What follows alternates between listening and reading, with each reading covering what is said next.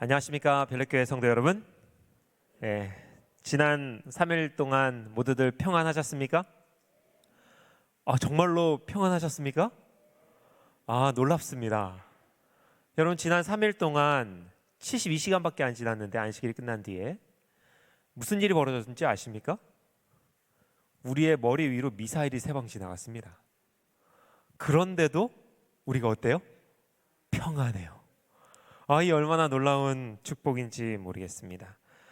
제가 미국에 있을 때 이런 일이 벌어질 때마다 제 친구들은 이런 말을 했습니다. 이해할 수가 없다. 한국이 이렇게 평안한 것이 이해할 수가 없다, 이런 말을 했어요. 오늘 주님께서 저희들에게 이해할 수 없는 평안 주신 것을 인하여 감사를 드립니다.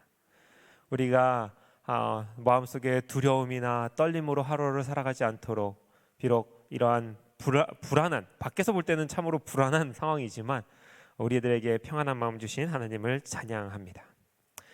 오늘 우리가 함께 살펴볼 말씀은요, 생애의 빛 3장의 내용을 바탕으로 말씀을 나누고자 합니다. 먼저 잠시 확인을 좀 해보고자 합니다. 이 중에 혹시 생애의 빛 혹은 옛날 이름으로 정로의 계단이라고 하는 책을 완독하셨거나 혹은 부분적으로라도 읽어보신 분은 손을 좀 들어주십시오. 네, 많이들 읽어보셨네요. 손님 들어주신 분들 중에 가장 읽기 힘들었던 부분이 어디였는지 혹시 기억하십니까? 혹은 읽다가 중간에 그만두신 분 중에 내가 이쯤에서 그만뒀는데 하는 기억이 있으신 분이 계십니까? 여러분이 아마 집에 돌아가서 이 생애의 빛을 펼쳐보시면 아마도 제 생각에 3장쯤에서 많이들 포기하셨을 것으로 생각합니다. 3장을 넘지 못한 까닭에 가장 많이 읽었을 부분이 1장, 2장이 아니었을까 생각합니다. 사실 제 생애의 빛에도 제가 나중에 펼쳐보니까 1장, 2장에는 줄이 되게 많이 가 있는데 3장 중간쯤에서 줄이 더 이상 그어있지 않은 것을 봤습니다. 제가 말씀을 준비하면서 왜 3장을 넘어가기가 이렇게 힘들까 하는 생각을 했는데요, 그 이유를 알았어요. 왜 그러냐면 페이지가 가장 많습니다. 3장이 제일 두꺼워요. 그래서 1장, 2장은 경쾌하게 넘어가는 경우가 있는데 3장이 딱 되면 이 생각이 들어요. 이거 왜 안 끝나지? 이거 언제까지 이 얘기를 계속하는 거지? 하는 생각이 드는 장이 바로 생애의 빛 또 정로의 계단 3장입니다.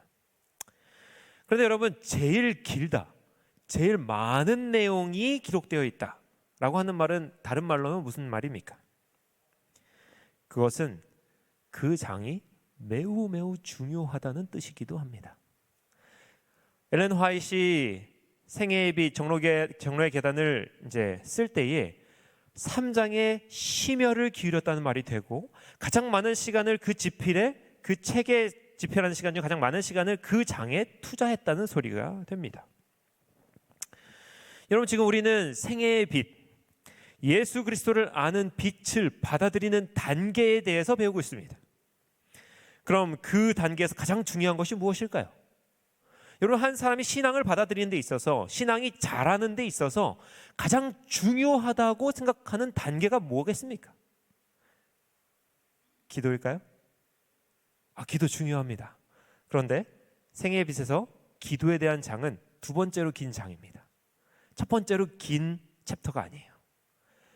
기도보다 중요한 챕터가 있다고? 여러분, 지금 저는 이 말을 좀 살펴보자고 하는 것입니다.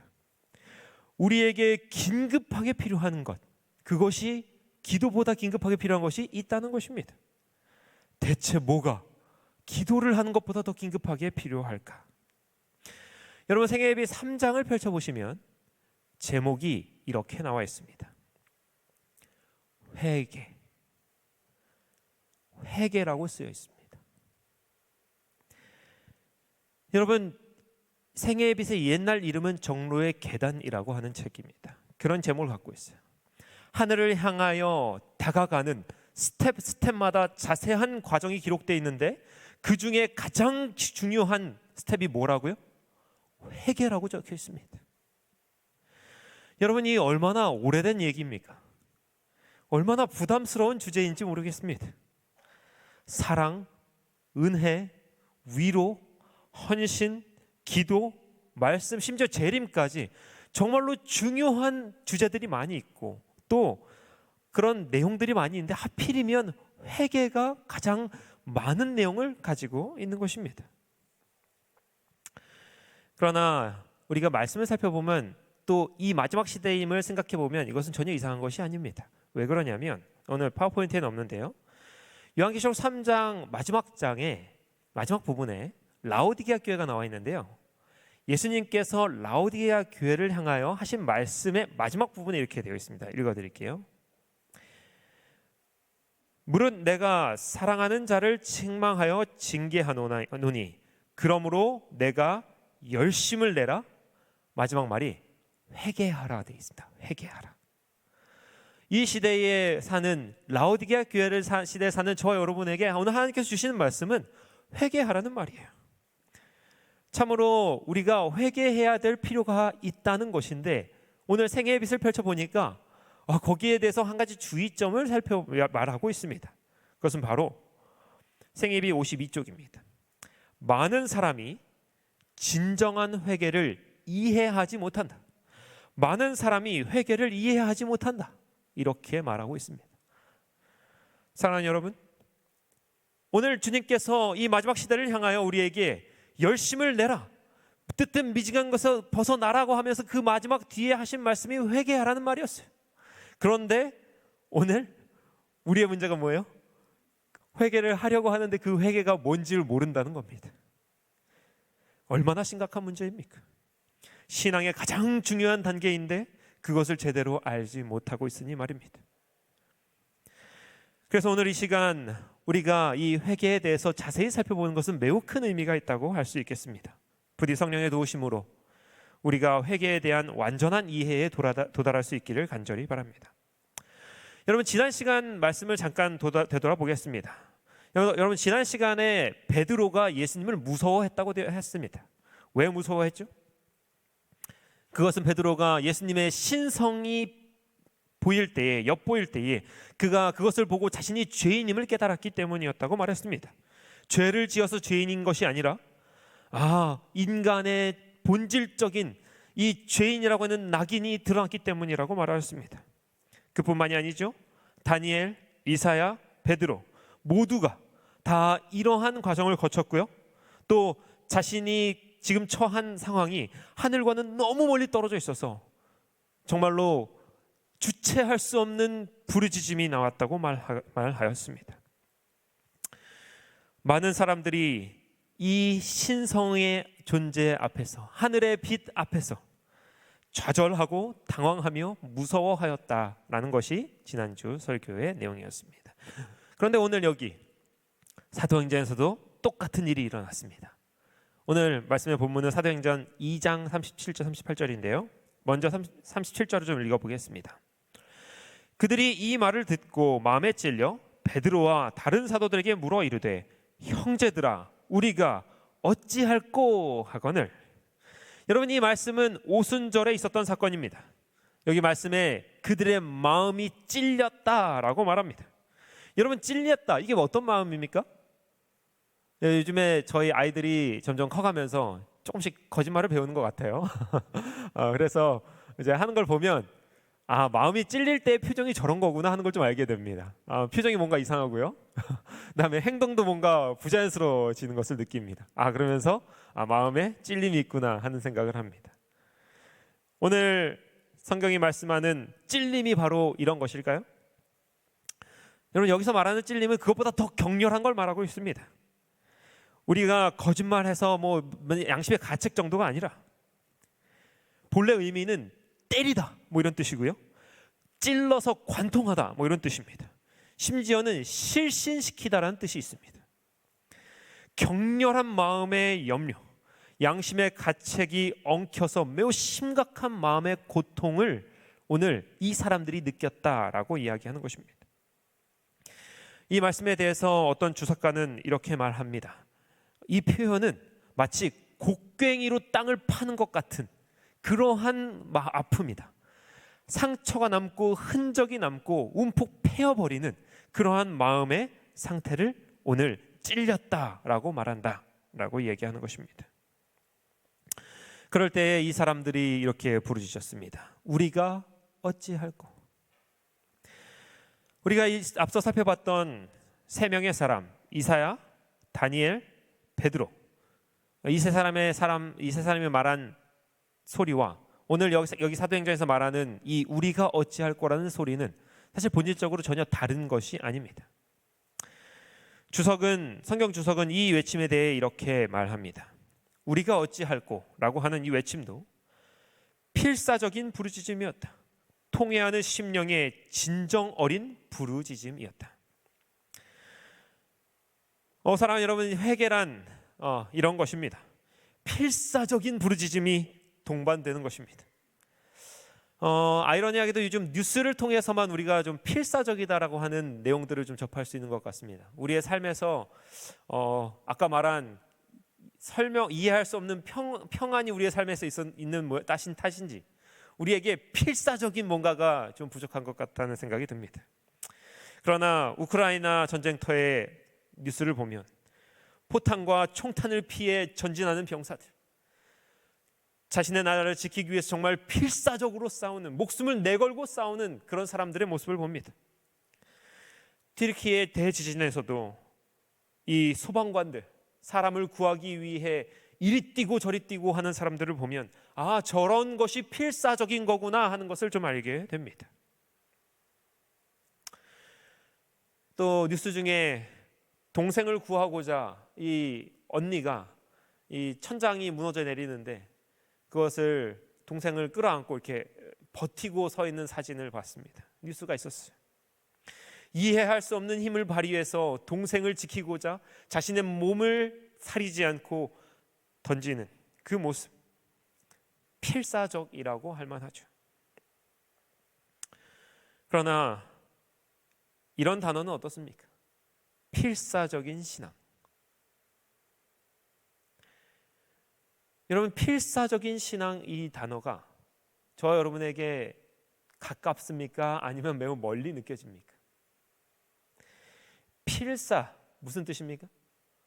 반드시 죽겠다. 죽어도 괜찮다. 무엇 때문에 죽을 수 있다는 겁니까? 필사적인 신앙은 신앙 때문에 나는 죽을 수도 있다. 여러분, 이 필사적인 신앙이라는 말을 할 때에 참 오래전 얘기처럼 느껴집니다. 참 우리에게 멀리 있는 단어처럼 느껴지는 것입니다. 사랑하는 별내교회 성도 여러분, 오늘 우리에게 부디 필사적인 신앙이 회복되기를 간절히 바랍니다. 사랑 많으신 우리 주님께서 부디 이 축복, 필사적인 신앙을 회복시켜줄 회개하는 마음, 변화를 갈망하는 심령을 부어주시기를 소망합니다. 우리의 이 무뎌진 마음을 반석 위에 던져 깨뜨려 주시기를 소원합니다. 회개라는 이름의 보물, 이 보물을 오늘 이 자리를 떠나가시는 저와 여러분에게 꼭 하나님께서 하나를 남겨주시기를 간절히 바랍니다. 우리 다시 본문으로 좀 돌아가 보겠습니다. 사도행전 2장 37절 38절입니다. 제가 읽겠습니다. 그들이 이 말을 듣고 마음에 찔려 베드로와 다른 사도들에게 물어 이르되 형제들아 우리가 어찌할꼬 하거늘 베드로가 이르되 너희가 회개하여 각각 예수 그리스도의 이름으로 침례를 받고 죄사함을 받으라. 그리하면 성령의 선물을 받으리니. 여러분, 오늘 베드로는 회개하라고 말씀하고 있습니다. 우리가 어떻게 하면 좋겠습니까? 라고 하는 질문에 회개하라 라고 대답하고 있는 것입니다. 여러분, 회개는 사실 우리가 어떻게 할까라고 하는 질문과 함께 시작한다고 해도 과언이 아닙니다. 이 말의 외침은 회개하는 사람의 마음속에 자연스럽게 일어나는 외침입니다. 회개를 하려고 하는 사람의 심령, 그 안에는 누구든지 이 외침을 하게 되어 있다는 말입니다. 실제로 우리가 무엇을 하리까라고 하는 이 말은 누가복음과 사도행전, 특별히 누가가 기록한 책에 여러 번 기록되어 있습니다.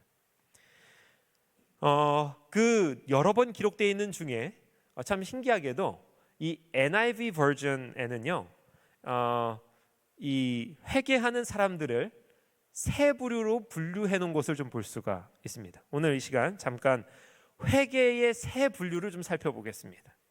여러분 중에 여러분 각각이 나는 이 중에 어떠한 회개, 어떠한 신앙의 상태에 있구나 하는 것을 좀 스스로가 한번 맞춰보시면 좋겠습니다. 가장 먼저 이제 소개할 내용은요, 누가복음 18장 18절입니다. 뭐라고 되어 있습니까? 내가 무엇을 하여야 영생을 얻으리이까? 누가복음 3장 10절에도 나와 있습니다. 우리가 무엇을 하리이까? 사도행전 2장 37절, 아까 방금 읽었던 본문이죠.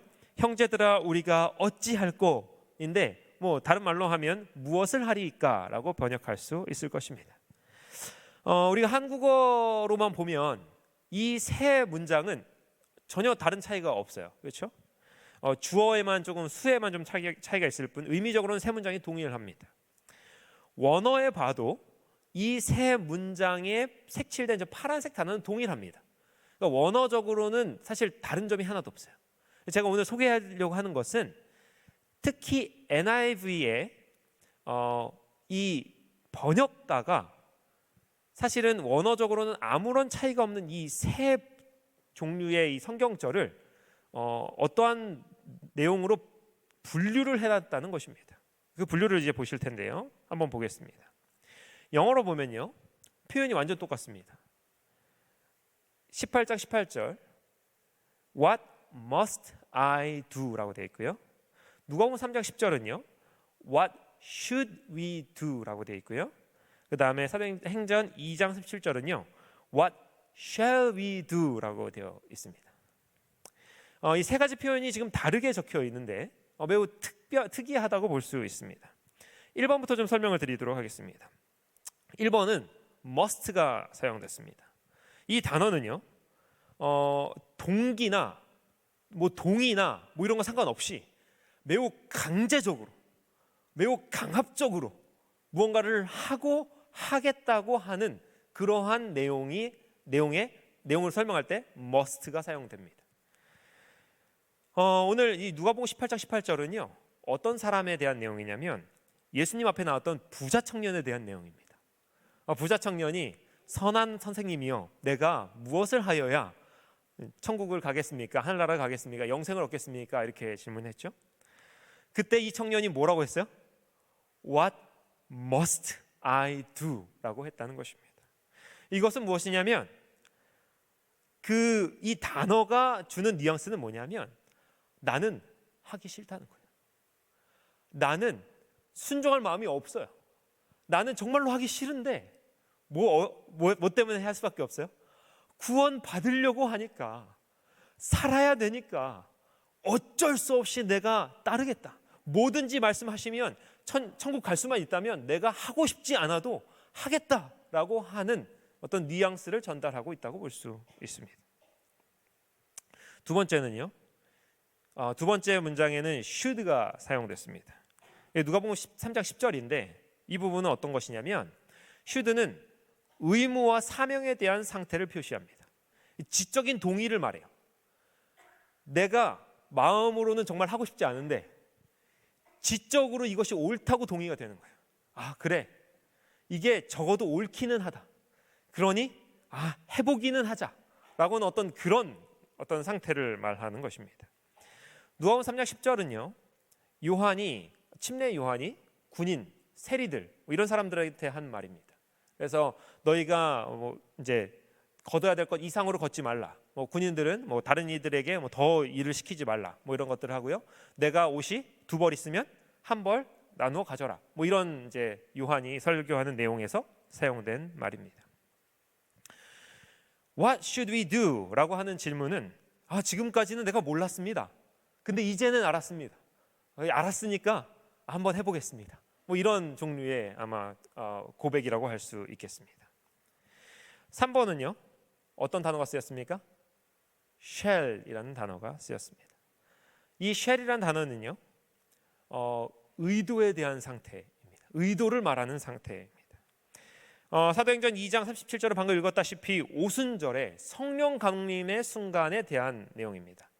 이 베드로의 설교를 듣고 사람들 마음이 변화해서 이제 우리가 어떻게 하면 좋겠습니까? 라고 할 때의 질문이었습니다. 앞선 두 단어들과는 좀 차별되는 내용이죠. What shall we do? 라고 하는 질문은요, 말씀하시는 대로 내가 하겠습니다. 나의 마음이 당신이 말하는 대로 따르기를 원합니다.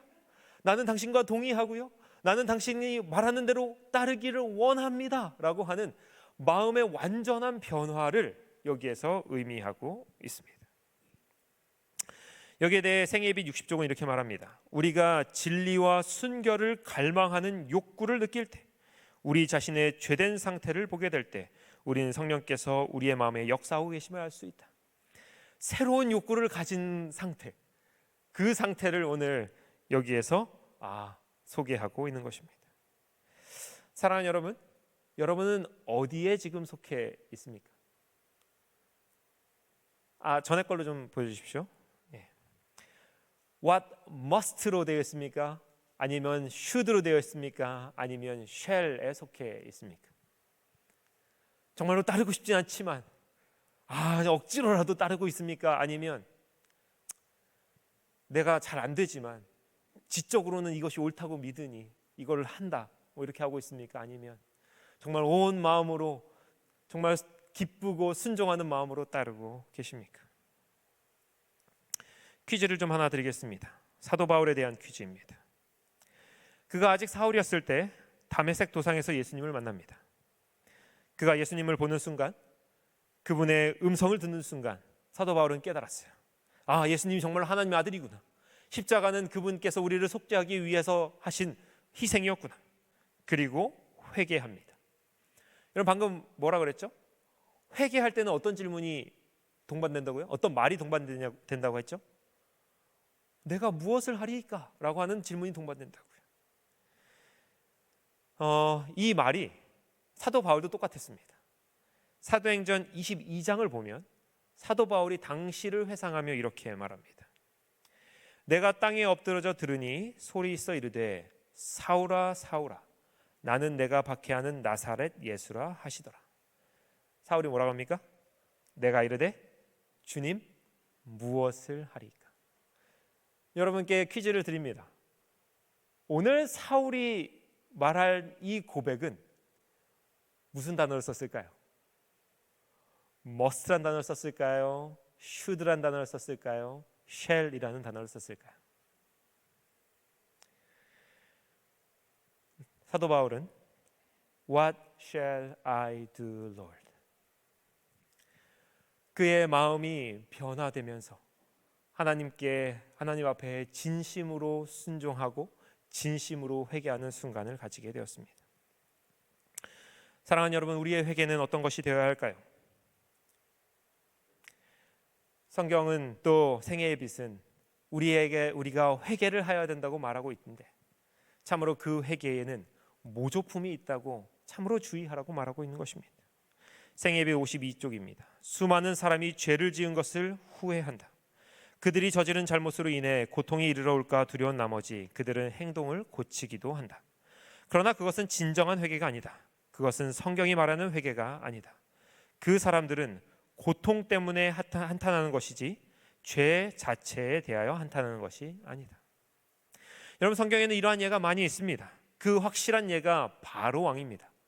이스라엘 백성들을 잡아가두고 또 열 재앙을 맞고 나서야 겨우 출애굽시켜준 그 바로 왕이 바로 이러한 회개이지 않은 모조품 회개를 한 그러한 매우 대표적인 사람입니다.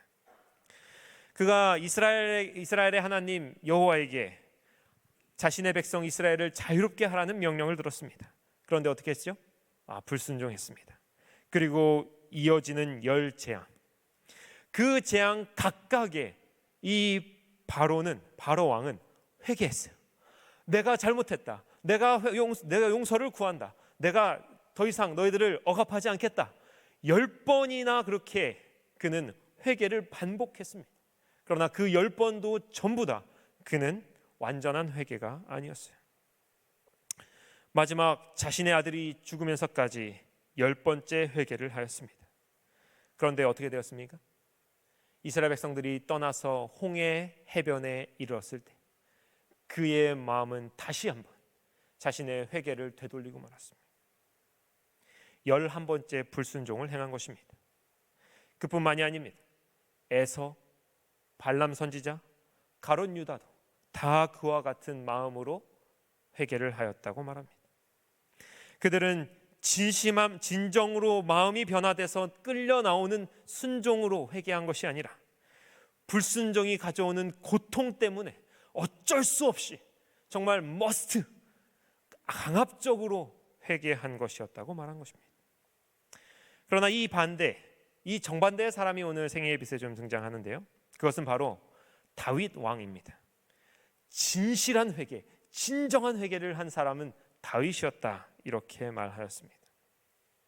그는 죄의 결과를 두려워하지 않았고요, 후회하지도 않았습니다.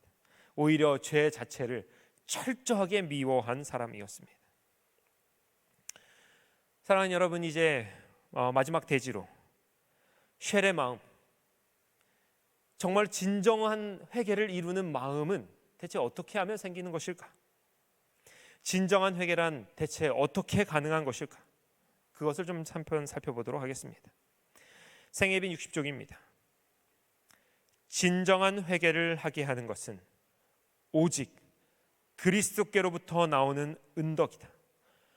오직 그분만이 우리 마음 가운데 죄에 대한 증오심을 넣어줄 수 있는 유일한 분이시다. 사랑하는 여러분, 죄를 미워하는 것이 진정한 회개라고 말하고 있습니다. 죄가 싫어지고 죄가 정말로 증오심을 가지고 대할 수 있게 되는 것이 진정한 회개인데, 어떻게 하면 거기에 이를 수 있는가? 매우 중요한 단어가 하나 있는데, 영어로 보면 매우 중요한 단어가 하나 보입니다. 아까부터 영어를 자꾸 다뤄서 죄송한 마음이 있습니다. 그러나 이 굉장히 우리에게 익숙한 단어가 있어서 좀 소개하려고 합니다. 여러분, 넣어주다 하는, 여기 이제 넣어주다, 이 마음을 넣어준다라고 하는 이 단어가 우리들에게 매우 익숙한 단어입니다. 무슨 단어일 것 같으십니까? 우리가 일상생활에서 아주 자연스럽게 쓰는 단어가 하나 있습니다. 무슨 단어냐면요, 임플란트란 단어입니다. 우리들의 마음속에 예수님께서 무엇을 하겠다고 말씀하시냐면, 죄를 증오할 수 있는 마음을 뭐 하시겠다고요? 임플란트 하시겠다는 말입니다. 여러분, 임플란트 어떻게 하는 겁니까? 저도 이제 평생 치과 치료를 많이 받아가지고 뭐 떼우기도 하고 씌우기도 하고 임플란트도 심지어 하나 가지고 있습니다. 여러분, 오늘 우리 주님께서 말씀하시는 건 그냥 단순히 덮는 것을 말하는 게 아니에요. 두 개를 같이 붙여놓는 걸 말하는 게 아니에요. 여러분, 임플란트 해보신 분 어떻게 하십니까? 그 과정이 어떻습니까? 드릴로 뚫고 절대로 빠지지 않도록 뭐예요? 그 뿌리를, 나사 같은 걸 박더라고요. 뿌리를 박아놓고 그 위에서 더 아무것도 들어가지 못하도록 꽉꽉 조여서 전혀 다른 이 두 개의 물체를 완전히 하나로 이식해버린 그러한 과정을 뭐라고 합니까? 임플란트라고 합니다. 그런데 오늘 여기에 죄에 대한 증오심을 어떻게 해주시겠다고요? 우리의 마음속 깊이 넣어주시겠다는 것입니다. 우리가 진정한 회개가 가능할 수 있도록, 정말로 죄를 미워하여서 멀리할 수 있도록 주님께서 도와주시겠다는 것입니다. 사랑하는 여러분, 임플란트가 비싸서 못하죠. 저도 이제 이빨이 썩을 때마다 걱정이 있습니다. 임플란트가 해보니까 엄청 비싸더라고요, 하나. 그래서 걱정이 있습니다. 그러나 오늘 우리 주님께서 죄에 대한 증오심을 우리 마음속에 임플란트 하실 때는 돈이 들지 않습니다. 우리가 기도하는 대로, 원하는 대로, 바라는 대로 그분께서는 우리의 마음속에 이 진정한 회개를 이룰 수 있도록 도와주실 것입니다. 생애빛 64쪽입니다. 이 세상이 줄 수 있는 것보다 더 나은 무엇인가를 바라는 마음이 있다면 이는 하나님께서 그대에게 말씀하고 있는 것이다. 하나님께 회개의 선물을 달라고 구하라. 그리고 그리스도의 무한한 사랑과 완전한 순결을 보여달라고 구하라. 사랑하는 여러분, 회개는 뭐라고 말하고 있습니까? 선물이래요. 우리가 만들 수 있는 것이 아닙니다. 우리가 마음으로 짜낸다고 되는 것이 아닌 것입니다. 오직 예수 그리스도 그 한 분을 통하여 받는 선물인 것입니다. 사랑하는 여러분, 우리 모두가 이 선물을 다 함께 마음속에 품게 되기를 간절히 바랍니다. 그로 인하여 우리가 삶이 변하고 정말로 주님 앞에 무엇을 하여야 하리까? 이 질문을 참으로 우리의 온 마음을 다하여 드릴 수 있게 되시기를 간절히 바랍니다. 우리 각자의 마음이 각성되어 우리의 마음속에 죄를 미워하는 생각이 오늘 우리의 마음속에 일어나기를 간절히 바라면서 오늘 말씀을 마치도록 하겠습니다.